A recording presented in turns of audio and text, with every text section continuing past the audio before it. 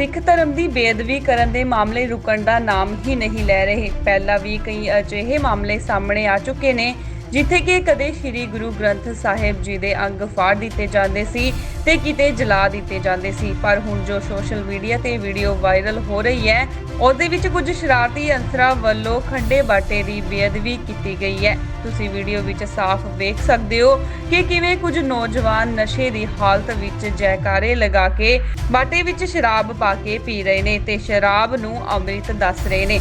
ਬੋਲੇ ਬੋਲੇ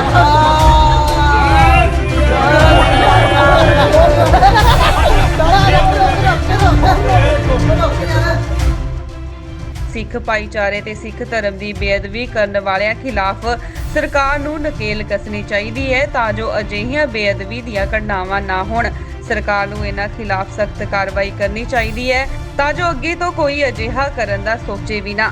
ਜਾਣਕਾਰੀ ਮੁਤਾਬਿਕ ਇਹ ਵੀ ਦੱਸਿਆ ਜਾ ਰਿਹਾ ਹੈ ਕਿ ਇਹਨਾਂ ਸ਼ਰਾਰਤੀ ਅਨਸਰਾਂ ਵੱਲੋਂ ਇਸ ਗਲਤੀ ਨੂੰ ਲੈ ਕੇ ਮੁਆਫੀ ਵੀ ਮੰਗੀ ਗਈ ਹੈ, ਪਰ ਸਿੱਖ ਭਾਈਚਾਰੇ ਵਿੱਚ ਅਜੇ ਵੀ ਰੋਸ ਵੇਖਣ ਨੂੰ ਮਿਲ ਰਿਹਾ ਹੈ।